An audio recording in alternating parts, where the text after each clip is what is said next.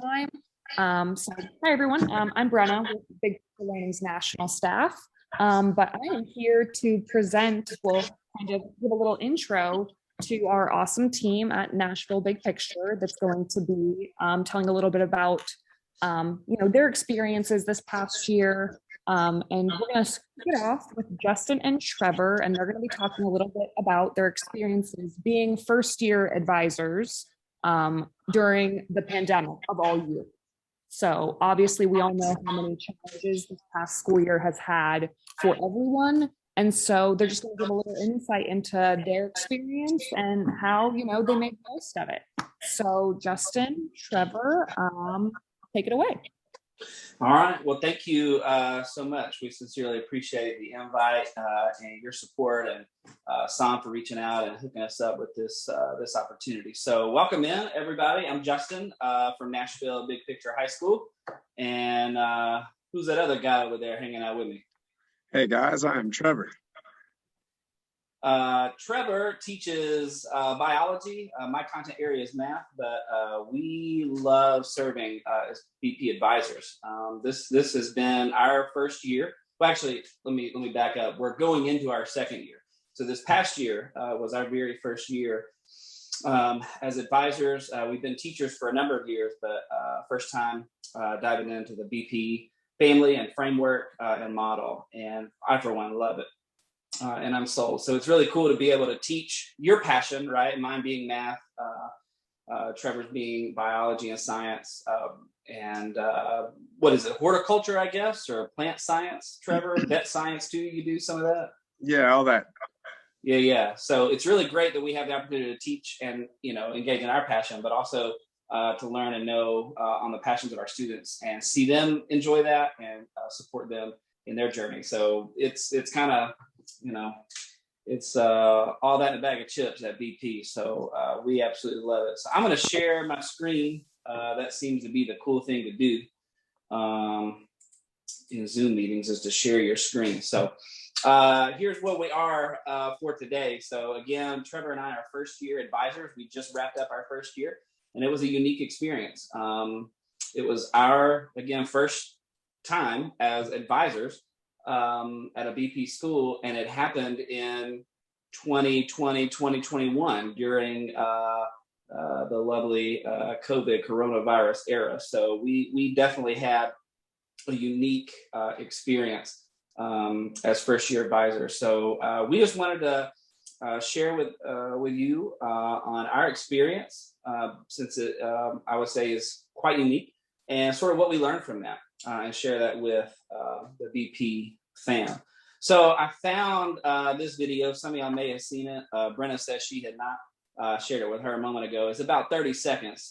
This young lady is not part of the Big Picture Network, but she is a teacher. She's a music teacher. And she wrote a song about teaching during COVID.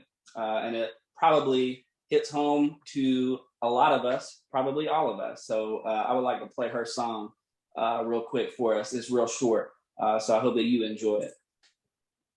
Hey, so as some of you guys might know, I'm a music teacher, and I found that one of the best ways that I can process the whole transition to online learning and teaching is to write a song. So I wrote a song. I'd like to share that with you guys now. Here we go.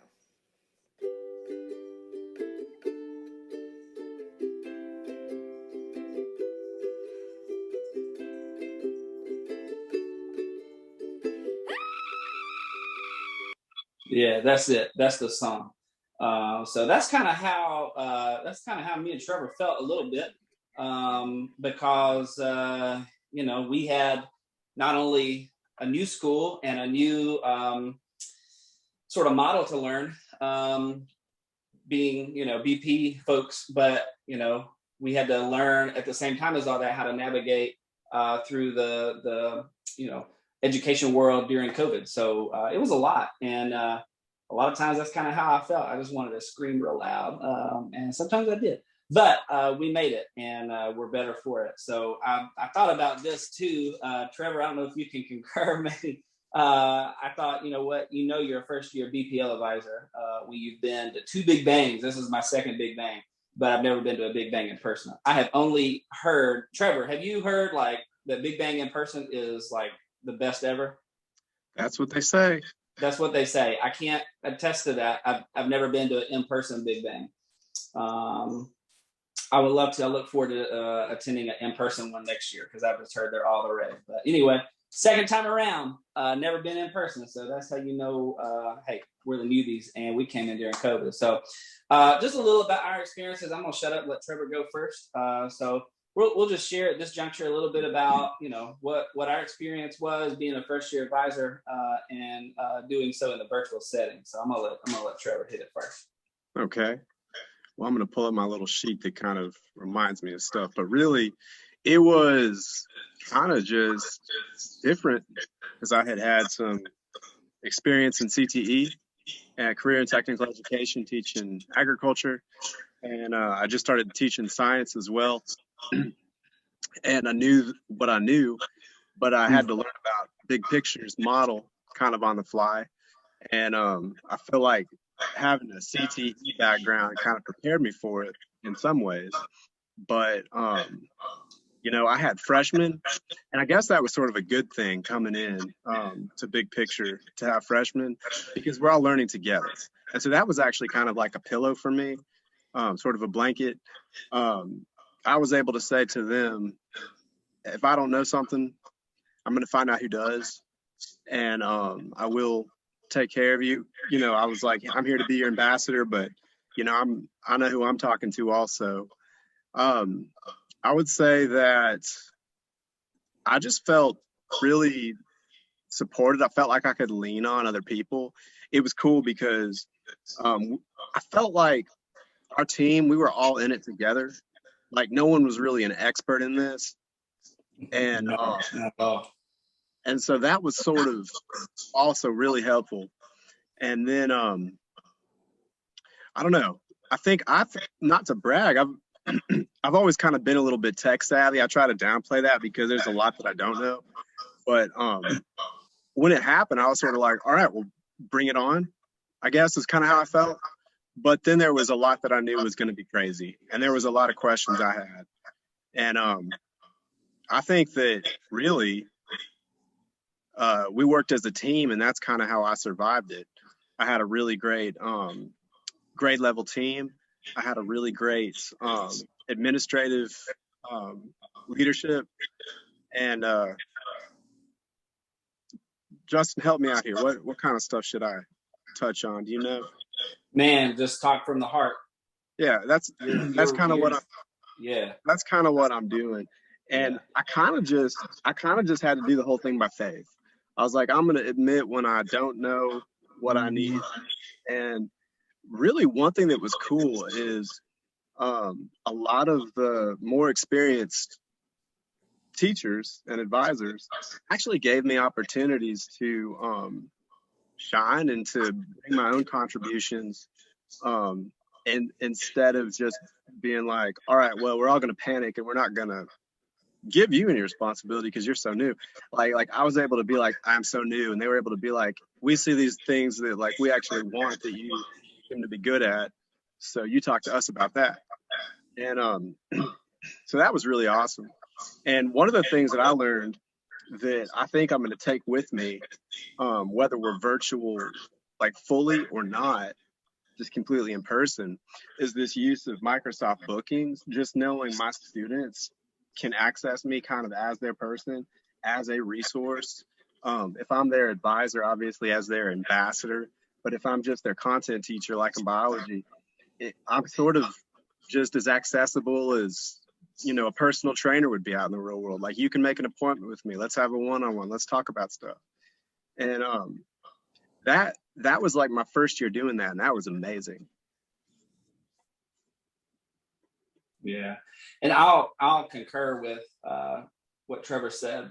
The two words that come to mind when I think about last year, it being our first as big picture folks in our building was those two words are love and support. That was those were the two things that were outpoured graciously upon me personally. When I came in and got started with the work, in August, there was a lot that I didn't know, and I knew then that there would be a lot to learn. But our administrative staff, they of course are supported by San and the other BP national folks, but our administrative staff supported us as advisors to the nth degree. They communicated well. They're always a phone call or text away. So our leadership really holds to relationships. They preach it and they live it. They walk that with us. So we're in great relationship, not only with each other, but with our leaders as well. And I knew that any question that I had, anything that I didn't understand or needed support on, I knew that there was somebody I could go to. And so that made the work of being a new advisor, especially during last year, I'll even go as far as it was thoroughly enjoyable. It was a tough year, a very unique year, but oh man, I had a blast last year, and I'm looking forward to just continuing to experience all the awesome things that BP is, even even toward an in-person setting, because all we really knew was virtual mostly last year. So I'm looking forward to continuing to learn more about big picture. But the love and support was at a level like I had never experienced in another school, and that really made the experience phenomenal. I learned a lot, and it spoke volumes. So my aim is to, of course, turn around and give the same to my students and families. So it was a great year, and I look forward to many years to come. So cool. Well, I'm gonna let me see what we got next. So we got Madison here. Madison is one of our students at Nashville Big Picture. You can see a really blurry image of her there on the right next to a horse. She is huge into veterinary studies. She loves animals. And she unfortunately also loves Washington Nationals baseball. We will forgive her for that. I'm an ATL Braves fan, but as it is, Madison and I still remain close friends. Madison's a junior, or will be a junior this school year, and her passion, I'll let her tell you about it. But we thought it would be cool to hear from a student in our building what the experience was. So Madison, come on the line and let's hear you. Share with us what your experience was like on last year as a student and as a virtual learner for the first time. So during the first quarter, it was very unusual as students and teachers were getting used to the virtual setting, but there wasn't ever a time where you felt like it was doing it alone, because anytime I needed something, there was always a teacher or somebody who I could ask for help. And it made that a lot easier because like it didn't feel as if like we were doing stuff all by ourselves, and that helped a lot with like easing the stress and stuff. Even though it was difficult to get used to, there was always that support there. And then just getting schoolwork and stuff done. If you ever needed help, the teachers were just a text or email away and were always willing to set up an appointment to help complete the work that you were struggling with. And then with like passion projects and internships and stuff, it's a very unique experience because you got to do something you normally wouldn't be able to do within a normal internship. So for this past year, I worked on doing YouTube with Justin as my mentor, helping me through that process because I'm passionate about video editing and stuff. And so that was a unique experience to grow on my own with just learning and growing with little help here and there. But there isn't just like an internship for YouTube. It's very different fields. Like television and production and stuff like that. So I feel like we got a unique experience out of the internship field, and I enjoyed it a lot because it was a different way of learning about my passions.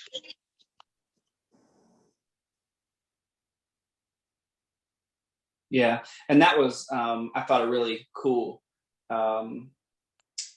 result of the unfortunate events of COVID, even though it was a difficult and a unique time. One really great thing that emerged out of that is that we were able as advisors to connect on a level that we would not have probably been afforded the opportunity otherwise around their passion. So for students in our building that were not able to find a mentor or an internship virtually, they were connected with advisors who shared their passion or a similar passion, and they were able to work together on a passion project. And so that's how Madison and I came to work on her project last year. She was not able to find an internship virtually around her passion. So I have a background, a very small background in video, audio things. And so I shared that passion. And so she and I worked together. She drove the ship. I just supported her along the way. But we were able to work together and form a unique advisor-student relationship that we may not have ever gotten the opportunity to through the pandemic. And so it was a really cool opportunity we were afforded. Madison, anything else you want to share just about kind of how you felt, good things that you learned from the experience of being a virtual student, something that you hope you never have to do again? Just anything else you want to share about, how it was for you as a student? Overall, I feel like it taught resilience to push through the hard times and to persevere. And that's something that you can use on anything that you work on. Yeah, that's powerful, Madison. Resilience and perseverance. Those are skills that we have shared with our students will, benefit them and will, be helpful for them now, certainly. But those are life skills that will serve them well throughout their life and their careers. Perseverance and resilience. So, Madison, that's awesome. Powerful words. Thank you for sharing today. Madison created one of many videos here that I've shared, and this will be shared out in the document that we'll throw in the chat, and you can view that at your leisure. But Madison created a video as part of her passion project work, where she went through what's called a week in a life of a virtual student. And so if you would like to check out, it's about a 10-minute video. So again, the link will be provided in a handout that we'll leave you all with, that you can explore on your own time. So you can visit that site and check out her week in a life video and get a little bit more insight on how it was through the lens of a virtual student on last year. So Madison, awesome work. Keep up all the great things you're doing. We appreciate you so much. So the why are we here today? So we're just kind of sharing around, the experience that we had and things that we learned. And that's what we want to present to you now. And again, we will drop a link in the chat that will provide you a document with just lots of things that you can explore independently.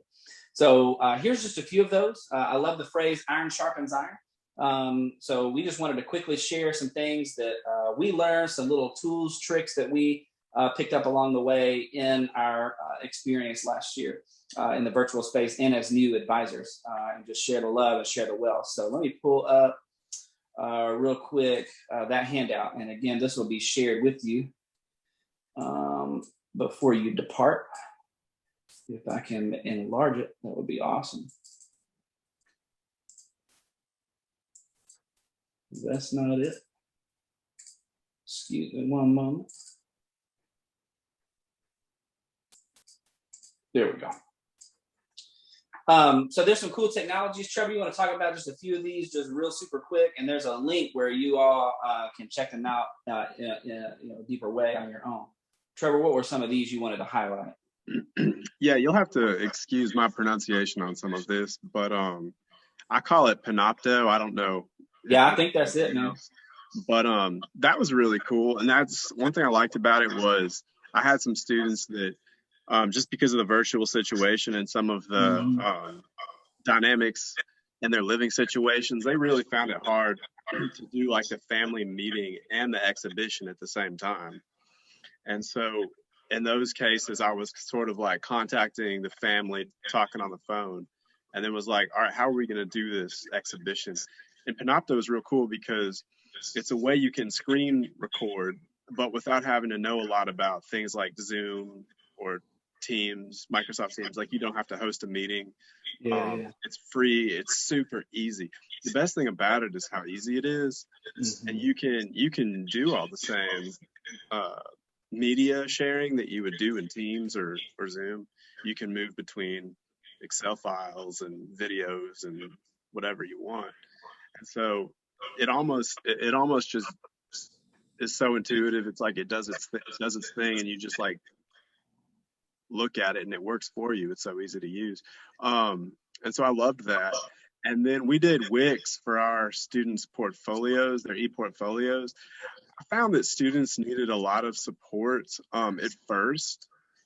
And I felt like the students, what they did was they documented sort of their internship experiences, their passion projects.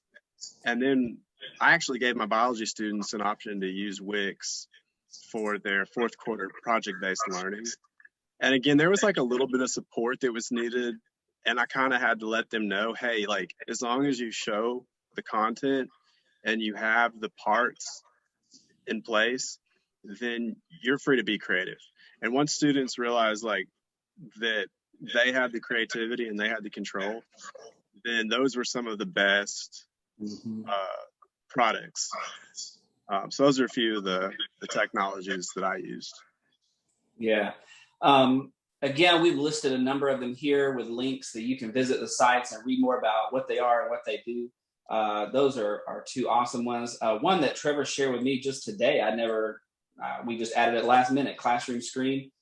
Check that one out. You can put up, it's for classroom management. There's timers, there's symbols, random dice rolling, there's automatic group make, like it's an all-in-one package for just all those little things that just make a class and a meeting run super smooth and are helpful. So check that one out. It's free. I was exploring that for just a few minutes earlier, and it was stellar. There's some other links to some articles, some questions for reflection, just some tips on how to be successful. This image here was our norms at Nashville, big picture that we held to in the virtual space. So if you would like to read through those and adapt them into your own classroom, we would love to share that with you so you can have that. And again, just some other tips and tricks and things that we learned and as we reflected on our experience last year during COVID and as new advisors. So here's some good, bad, and ugly. So y'all can take that with you. One thing that we did do that I'll share here is we develop projects. A different content area every quarter was selected to do a project for that quarter in their subject. So the math projects, you can see those at that link. And then the science projects from Trevor, you can see those at that link. So again, I think I was quarter 3, Trevor, you were quarter 4. There were 2 other subject areas in quarters 1 and 2, but that allowed our students every 9 weeks to have an experience really engaging in that content area, exploring and seeing applications of what they're learning. So check out those projects if you like. If you're interested in seeing Madison's video, which all y'all go check that out. Like it, reply, follow her on YouTube. She is phenomenal. So there's the link to her Week in the Life video through the lens of the student. So check that out. And there's our email addresses. I will share those again at the end. So that's kind of it. I think Trevor has kind of a last exit ticket, if you will, with some questions and responses. I'm going to put in the chat while he's getting that set up. I'm going to throw all of the resources that we've shared, the presentation and that, the resources document. I'll throw all that in the chat so you can grab that. But Trevor, we'll turn it over to you. Okay. Well, I'm not going to screen share my screen. What we're going to do is get on Nearpod for a second. I'm going to show you 3 screens in Nearpod. So low pressure, no pressure. I'm not making anyone do it, but it'd be real cool. And then the third screen is sort of like if you've ever used Padlet, we're going to do that to like drop questions. So I'm going to give y'all like a poll survey, and then Nearpod's version of like a Padlet board for just putting some questions in. And if I guess to say any more would be to say too much. I'll just kind of show y'all from this point. So let me say, put it in the chat right now. So just I put in the link for joinnearpod.com, join.nearpod.com, and the pin, I'm starting to say game pin, is going in as well. There we go. Okay, so it's 83VS9, and let me try to start this up. All right, so the first thing that you all should see when you get in here is there should be a question, and it's sort of like a poll. And it's basically saying, your turn. What is one piece of advice or thing that you learned while teaching or leading during the COVID-19 pandemic? So we want to hear from you because obviously we were all in this pandemic together. And so what's something that you learned? And that's our first of 3 slides.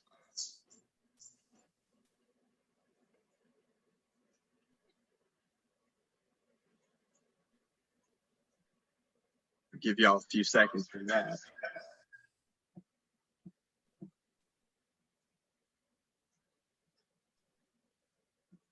All right, so Karen, hey Karen. Karen's saying it's all about the love and trust.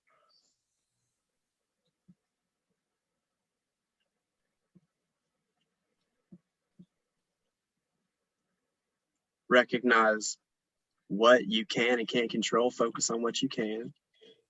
Keep variety with structure. If it is always the same, students get bored.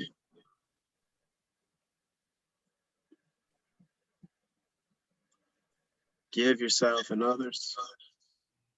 Patience is a virtue. All right. Now I'm going to go ahead and wait a couple more seconds, like 10 more seconds, and then move to the next screen.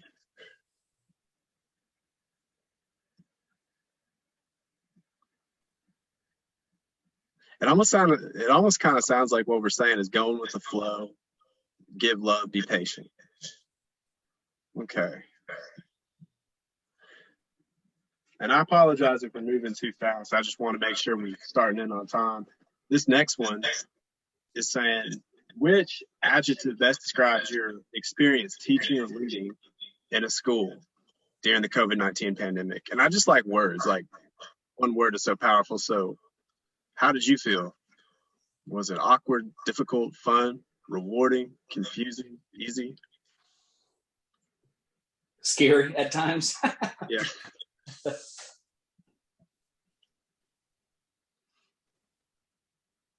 And while everybody's filling that out, I know we're right at time. We'll stick around if we're allowed, Ms. Brenna, for a couple more minutes. But our email addresses are on the screen share on Zoom. But if you snag that document that I put in the chat, our email addresses are on there as well. So please feel free to write us, and we'll be happy to engage in conversation or just answer any questions. Life advice, if you're in the Nashville area, we can recommend restaurants, whatever you need. Please feel free to reach out to us at any time. So it looked like everybody said it was sort of difficult. Some people said awkward. There were answers all across the board. Yeah. And then this was the last thing. Justin, do we need to stop? I think we're okay unless Brenna just wants us to. Maybe we'll squeeze it in, Trevor. Yeah, go for it. Another couple minutes is totally fine. Okay, great. Thank you, Brenna. Yeah, Trevor. Okay, so since that wasn't so direct with asking questions, here's Here's an opportunity. It's just like Padlet. If you haven't used Padlet, you should just see a place where you can share a thought or an image and click post. And so share a question. And then if it's a question that you also have and you see someone already asked it, like it, love it, some way to show that question has a priority. So I guess what we can do, because at this point it's just they're posting questions, right, Trevor, and liking them if they would like. Yeah. So maybe we can leave this up as people exit. So you guys are on that Quizlet, so you can put a comment or a question, a thought there, like some others that you connect with, and then we'll just kind of hang out for a couple minutes if there's anybody that wants to open up a mic and ask the question. But that's really it. Again, I have I'll maybe do it once more in the chat. I'll put the all right. So I'll do it one more time. Somebody said they didn't see the link to the materials. I will drop that once more. And I think that has come through. Let me know if it has not. But I just dropped that again. So feel free to grab that. It's got a lot of goodies and things that we think may be helpful. We wanted to share, as well as our contact info. So I think that does it, Trevor, man. Awesome. So if anybody's got questions or would like to comment, we'll hang out until Brenda kicks us out, I guess. Yeah, you guys definitely can have a couple minutes for questions if anyone has any, and then we have our second set of presenters going. So perfect. If you have any questions, feel free to put it in the chat, speak it loud, unmute yourself, whatever anyone wants to do. All right. Somebody said that that chat link is still not showing. Is there a way, Brenna, can I email that to you and you maybe help us with that? It's a file. I don't know what to do. Yeah, if you, for some reason, aren't able to access the attachment that Justin linked, just shoot me a personal message. I'll know who you are, and then we'll try and get that to everyone who was at this session. Yeah, I think I'm posting to everyone. Let me try once more. Me to everyone, all material. Oh, there it goes. Sarah says she got it. Okay, I think I just put it through again to everyone. And someone else is saying they got it as well. So I think it's there now in the chat. But yeah, as Brenna said, if you didn't receive it, send her a message or just email me or Trevor, however it works, and we'll get it to you for sure. So any questions, comments, concerns, snide remarks? I know some of my colleagues are in here. They may have some snide remarks. Yeah, I'm not even seeing anything in the Nearpod. So if that's not working out, y'all can just ask it straight up.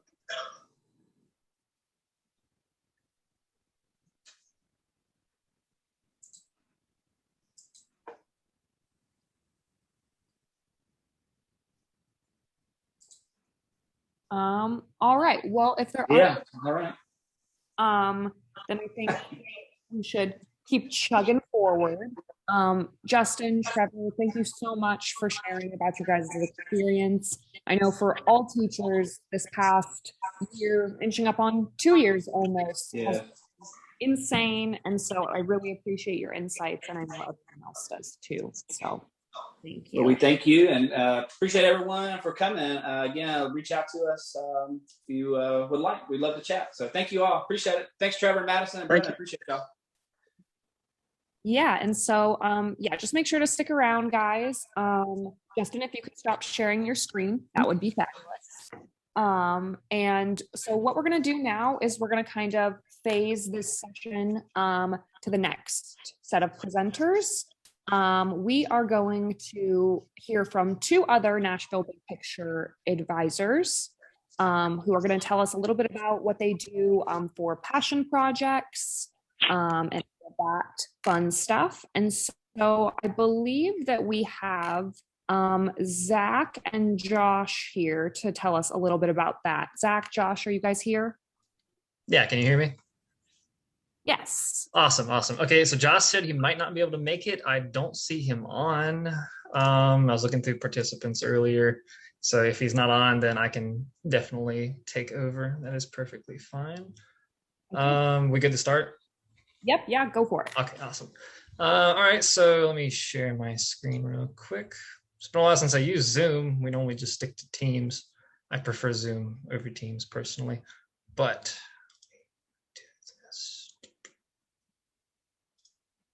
there we go. All right, can anybody see this? Yep. Awesome. Okay. There we go. Okay. There we go. Okay. All right. So first things first, if you want to unmute your mic, you can, or you can go to the chat. I think I can pull it up here in a moment. But icebreaker question is, what can you talk for hours about? Really, what are you passionate about? So who wants to volunteer to talk first? Maybe some of my Nashville big picture people. I can talk for hours about being vegan. All right. So that lifestyle, because that's what it is. Growing some of my own food, even when we have drought. Awesome. All right. I'm sure you can tell a lot of stories about that, because there's no telling like what type of food you grow and all that good stuff. So, all right. So being vegan. Anybody else? What can you talk for hours about? I second the food conversation. I could talk for a long time about food. Not necessarily vegan food, just any type of food. Okay, fair enough. Any food. All righty. Anybody else? What can you talk for hours about? I'm with Karen. My job. Anything? Job, yeah. Yep. Teaching. Yeah, I bore people to death when I talk about teaching, but it's interesting to me. So, alrighty. So teaching. Anybody else? What can you talk for hours about? Just nonstop. Anyone else? Chat. Oh, let me open the chat real quick.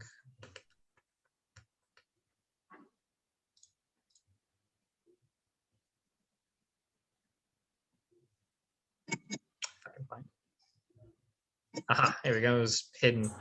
Okay, all right. So we got sports, Star Wars. Yeah, I used to be a big Star Wars fan. Movies, engineering and science. Okay, family, good. Kids at school. I talk a lot about my students too. Teaching, cooking. There we go. Okay, so tons of stuff. So and it varied. I saw a job. I saw entertainment. I saw food. So there's all kinds of stuff that we can talk for hours about. And the big question is, how do you take that and turn it into a profession? And I mean, obviously all of us are teachers now. And those of you that said teaching, you can talk for hours about it, you already do. But that's the key thing with our students is how do we take whatever they're passionate about and turn it into a full-time profession, a career for them? Because there's really a difference between a job and a career. When you think job, you think like a 9 to 5, you go there to get paid and then you're done. But a career is something that you love, you enjoy. You wake up every morning and you say, well, not every morning, but you wake up most mornings and you say, hey, I want to do this. I can't wait to get to work. So that's what we're trying to have our students do. And in a virtual setting, it's very difficult, as we'll discuss here in a moment. So first of all, about me, I had to real quick edit this because Josh wasn't able to make it. Josh is a history teacher. I'm the history teacher. English teacher at our school. He teaches sophomore English, and he was going to present with me, but he cannot. But I am Zach Gillette, like the razor without the E, and I'm a world history teacher, so I teach freshmen, but I put 10th grade advisor. That's what I was last year. Now they're 11th graders, which is kind of hard to believe. I'm getting old. But yeah, that's a little bit about me. And me, Justin, Trevor, will be Josh, Miss Rebecca, I saw her on here. We all teach at Nashville, big picture, but that's enough about me because there's some things I want us to do here in a second. But first, so the biggest question besides like the actual teaching part, because I'm sure everybody kind of figured that out as the year went on. But the big question besides content was, how do we get our students working on their passion projects? Because it was beautiful. Last year, I had one student in particular. I love telling this story because he had his own like office set up. Long story short, he wanted to do architecture, and he eventually had his own office with his own computer and AutoCAD, and he was supposed to design a building, and it was going to be great.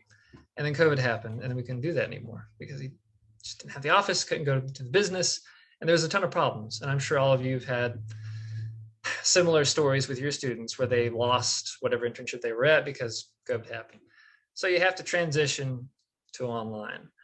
And it was a process to start off with, because it's like, where do you even begin? Like, most businesses wouldn't allow them in, and we had to just kind of wing it from scratch. So this is kind of the process that we came up with. This is by no means official. It's not official, like big picture certified. It's just something that we did. And it's a pretty simple 5-step process. So to helping students create a passion project, whatever that may be. So first of all, kind of like we talked about in the beginning with the icebreaker, identify the passion. So I always ask them, what can you talk for hours about? And sometimes it varies. Sometimes you get an answer like, you can talk for hours about TikTok, and you just kind of have to like reel the rest of it out of them. It's like, okay, well, what about TikTok do you find interesting? And you have to go down that rabbit hole. But identify the passion. And I'm sure all of us working with students now, we know our students and what they're passionate about. Although there's some of them that might still be questioning. Some of them might say, I don't know what exactly I'm passionate about. That's why I'm here, so you can help me. But after you identify it, step 2 is you choose a standard. And that sounds terrible. It sounds awful, because standards typically suck. But there's these things called CTE standards. I'm sure most of you have heard of them. We'll take a look at them here in a bit. But they are a lifesaver, because when it comes to virtual projects, you essentially become the mentor. Hopefully this upcoming year, we don't have to have straight virtual projects. I don't know the procedures for other schools out there, but we're going to go back in person. So hopefully this doesn't happen. But if it does, then this is a lifesaver, because when you can't find a mentor for a student, then how are you, a teacher, supposed to know what, say, veterinarians are supposed to do, or audiovisual technology like Madison was doing? If I have no idea, I don't know. I'm not into that stuff. So the CTE standards are a lifesaver, because they have everything the student will have to know in order to participate in that field. So you choose a standard to help them out. And then you formulate an end goal. That's step 3. So the end goal is the end product, really. It's like, what do you hope to accomplish? That's the big question. What are you hoping to do? What are you hoping to accomplish? And that's a big one, because if they don't know the end goal, they're just kind of wandering aimlessly around doing random things. So they have to have an end product, and I'll show you some of those here in a second. So that's step 3. So have an end product for the student to finish, complete, whatever that may be. And then step 4, hold the student accountable. This is a big one, especially in a virtual setting where class participation might not necessarily be mandated, or maybe they log on and then mute their mic and their camera and they're doing something else. You don't know. You never know, because it's just virtually. There's no way of telling. They're not in a classroom. So you have to find some way to hold them accountable. And what we use like check-in sheets. Every week they'd have like a list of things that they say that they were going to work on. We also have a piece of technology called Emblaze, where they check in and do the same kind of thing. But anyway, whatever it is, whatever you use, whether it be a Microsoft Word check-in sheet or something complex like Emblaze, you hold them accountable. You say, this is what you're doing every week. Give me some progress. Give me some of that. Because if you just tell them to do it and then have it done by this date, and that date comes, they're probably not going to have it done. So holding them accountable as it goes is super helpful for keeping them focused. And then last but not least, you present it. That's pretty self-explanatory. We use Teams for them to present. Like I said, I prefer Zoom, but however they present it is up to them. If they want to use a video, if they want to use like a website, like we use Wix, like Trevor was talking about, however, but that's the 5-step process that is by no means official. So here's some examples. I put links here. That's one of my students right there, playing his guitar in his garage. That's on his e-portfolio. I already have them pulled up. I think people can still see this when I go. So here's one of my students, Elijah's. So once again, he made this website. I told him it's a little rough, but it looks great for somebody who just got into doing Wix and filling things out. So he did music. That was his big passion project. He's in a music internship, and he wanted to make a song about post-pandemic life, like what it was going to be like to help inspire others. And that's his project, and all the links are right here. So that's Elijah's. I don't want to do that. Can I move this? There we go. Okay. So And then here's Alex's. So his end goal was he actually wanted to create a lesson. I asked him what he wanted to do. He's like, I want to be a teacher. I'm like, oh, okay, you're in the right spot for that. So he said he wanted to be a teacher. And I said, all right, you can make a lesson and then you can teach it. So that's what he did. And then all of that stuff is here. And then last but not least, there we go. I emailed this student, James. He never emailed me back because it's summertime and he's a kid. But I did save his recording of his video for his exhibition in my little Teams thing. So he did a series of how-to videos because he worked with a mechanic before the pandemic. And whenever it happened, then he was kind of stuck at home, obviously. So I asked him, like, what do you want to do? And he's like, I want to show people how to do basic car maintenance. I'm like, that's a good idea. So we talked about it. We found some standards. And then he made these videos on how to like drain oil, how to properly change your tire, all kinds of things. They're really detailed, and he goes into good detail on that. So those are just some examples of some of the projects that we had. Like I said, I don't want to go too much into them because I'm going to post the links here once we're done. So if you want to look at them, you can. Because what I really want to do, if I can go back to the presentation, there we go. All right, what I really want to do is talk about what we learned and then have everybody into breakout rooms, groups of 2. There's a lot of people here, so it's going to be quite a few groups. I think it's like 25 groups. But I wanted it to be like intimate. I wanted you to get to know each other and work one-on-one with each other instead of big groups of 4 or 5. And then come up with an idea for a project that a student might want. And I'll go over more of that in a second.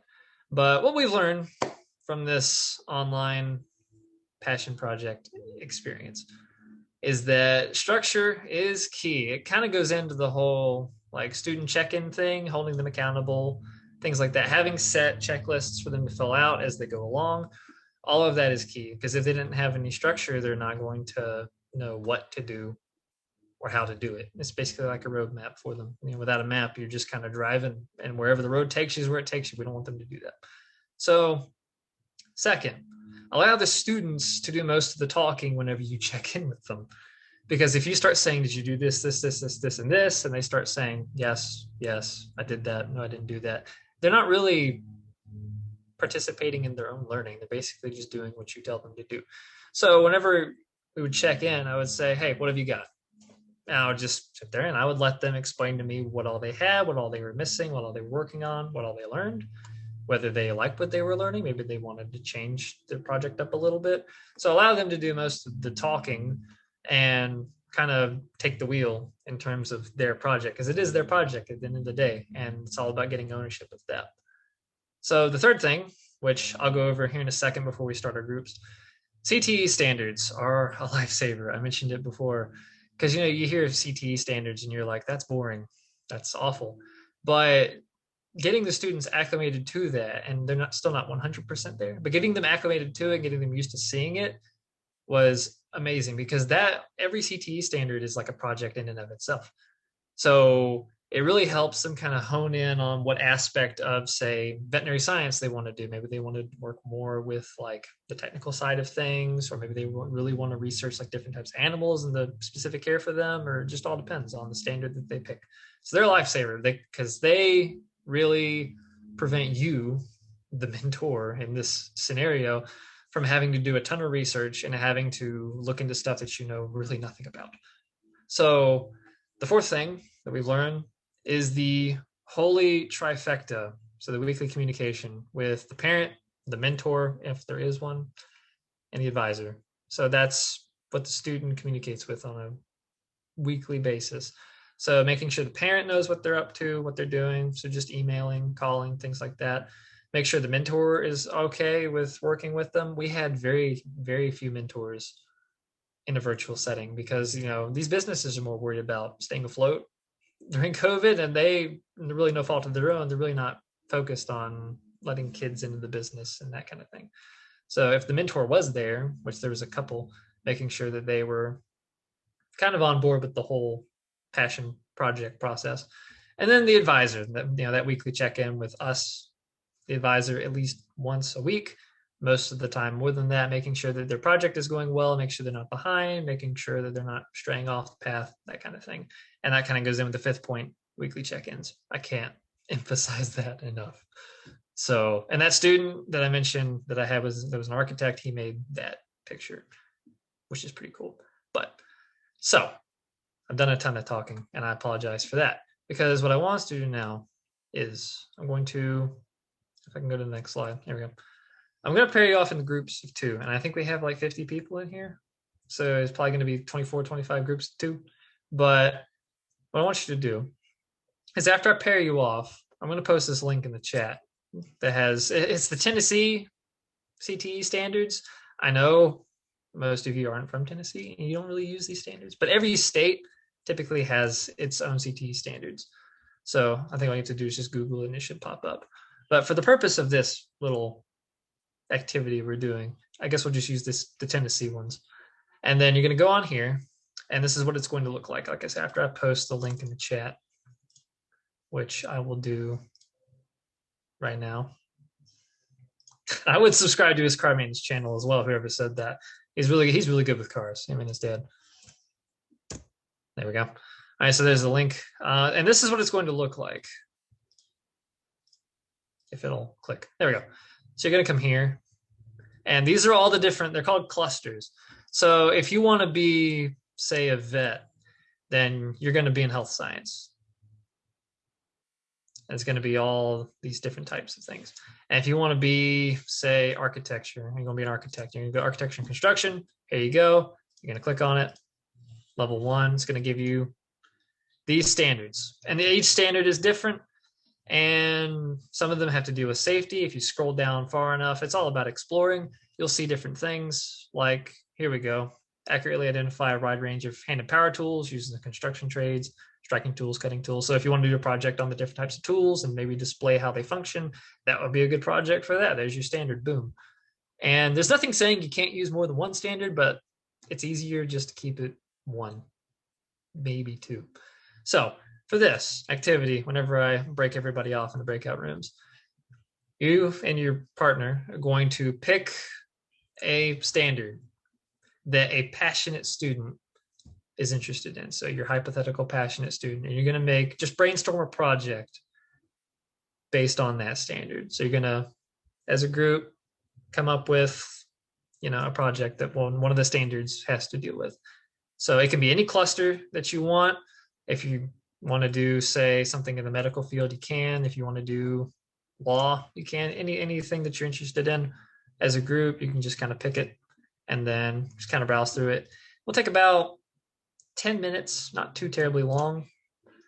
And then we'll come back and then discuss them. We'll discuss what project that you might think that this hypothetical student would want to do.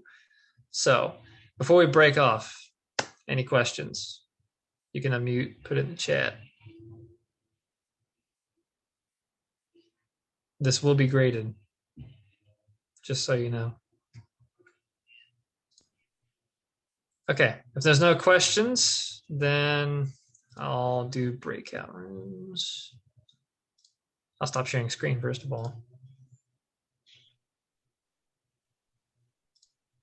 Zach, I already built out the breakout rooms for you, so I can just open them if you would like. And then they're set for 10 minutes, and then we can bring everybody back and wrap up from there.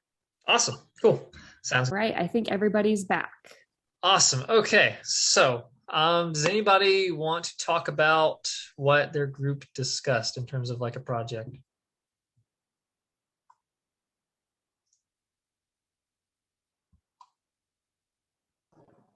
I'll go. Awesome. All right. So me and my group members we right off the bat identified that one of my passions is motorcycles and hers was like riding a regular bicycle. So then we looked at there was a career path for transportation. So we clicked on that, and then under transportation it talked about either repair or collision repair, or like maintenance, collision repair, or aviation, like working at an airport, right? Right. So I said, well, let's go with like automotive, like repair, because like everybody's got a vehicle of some sort, even a bicycle of some sort, and they all need to be fixed at some point. Okay. Then we clicked on that, and we noticed there was like these different content standards. I mean, first of all, there's these great programs and links and everything else that we can plug people into to find themselves a mentor or whatever else. And like one of what do they call it? Let me see if I think I have it up still. Yeah, one of the standards, standard number 7 says, visit a shop that allows a student to change a tire. So that skill in and of itself is kind of a universal skill because everybody needs a new tire at some point, whether it's on a bicycle or a motorcycle or a car. Right. The ability to be able to change a tire. Did I lose everybody? Yeah. Uh-oh. You're good. We can still hear you. You're good. Yeah. Were you guys able to keep? All right, switch my video. Let me turn my video off. I hope that's okay. So sorry. All right. So if they're able to change a tire, well, okay. So I brought up this shop that we have in Sacramento, California, called the Bicycle Kitchen, where you go and you can learn how to like fix your bike. So if they learn how to fix a tire, because they'll be taught at this shop, then they can come in and present that to the classroom by literally fixing a tire. So that'll be how they present it. And then they could like go even further and dive deeper by like, they could create their own website. They could provide this as an intern, like a service they provide, start a business, use Craigslist, all kinds of stuff like that. So there's an opportunity to grow deeper with that. So that was about as far as we got. Awesome. Good to hear. Yeah, definitely. Because like, and it would be something too that they could easily bring into even the physical building. They could easily roll a bike in there and say, hey, this is how you change this. This is how you fix it. And then they could easily just show that. So perfect. And like you said, you can easily just branch off from that. That's the good thing about, especially automotive, is it kind of just like does itself pretty much, because there's all different ways you can branch out from, like you go from bicycles, motorcycles, car, aviation, anything the student's interested in. So awesome stuff. Good stuff. Any other group want to talk about what they got? I'll go. Awesome. And I'm sorry, my camera doesn't work on this computer. So. Oh, it's fine. So we went with, I have a CTE background, so I went with my passion of marketing. It's what I taught for many years. So as we were talking, we looked at the standards under entrepreneurship, because so many kids say that's what they want to do. They want to own their own business. And then we looked at the standards, and standard 19 was where we really said, because that's where they'd have to utilize 1 through 18 to get to 19. But with 19, they'd actually be right in there creating their plan and pitching their business idea to bankers, small business owners, and so forth. Right. So they're really doing like the sales pitch of their idea to whatever investment person is giving them the money. And that would be that'd be perfect. I would take it even as far as writing an actual business plan. But starting out with a pitch, and they'd have to have a lot of those details to put in a business plan done by then. So right, that includes like all the like costs of it, how they're going to get the money, what the product they're going to sell, who their target demographic is, all that good stuff. Yeah, they could easily put that out in like an Excel sheet or something like that. So awesome, good end goal. And you're right, so many students want to open their own businesses, and that's like a huge portion of our school as well. So good stuff.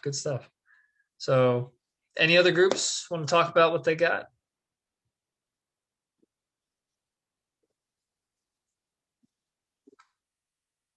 I'll share. I worked with Zach, so it's all his fault.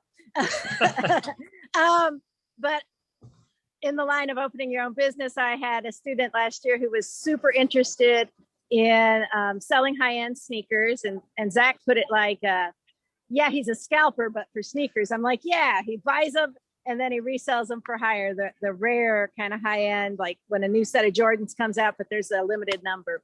And so we talked about, with that, him looking at the principles of supply and demand, which were also in those business standards, and really analyzing, just how much could he mark up the sneakers, getting out there and doing sort of a market analysis of it. And also how does he procure these sneakers? So there was something about procurement as well. So just learning several of those standards along with his passion for sneakers. I think I might know that student, Karen. I won't say it. I know you know who it is. And if he comes back to us this year, we're going to go there with it. Awesome. It's good that we inspired something that could potentially happen. So any other groups want to talk about anything before we adjourn?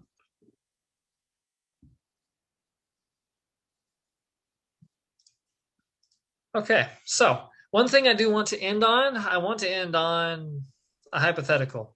So one of the things I was trying to experiment with before the year ended, it never really took off, but I want to try it this year, is we talked about the students and their passions and potential projects that they could make and all the CTE standards that kind of go along with that. But as we kind of figured out here, a lot of the standards go hand in hand with each other, whether it be business or marketing or even automotive or something like that. And one of the things I wanted to try to do is have different students, say like 2 to 3, work together on one project, but they could even be from different interests. So one of the things I was thinking of was my architecture student and one of my business students. He could design her office building and she could design a business model for him as an architect. That's what I was thinking of having them do. So kind of interconnecting them is something that maybe we could start looking into, but that's just an idea. So that's pretty much the presentation. I hope you all learned something today, even if it was just each other's names. But yeah, so any questions or comments, criticisms or concerns before we end this meeting?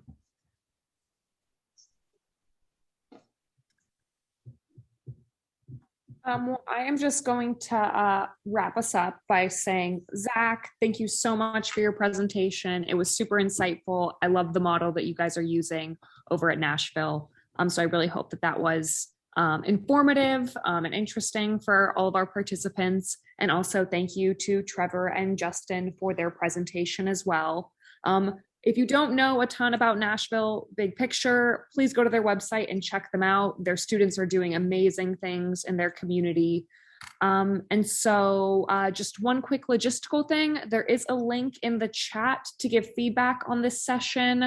I know you've probably heard this at every session that you've been to, but it is part of my job to remind people to fill that out. And then that kind of wraps us up. We have another set of sessions starting in about 15 minutes. So take a break, get a snack, go get some sunshine, whatever works for you.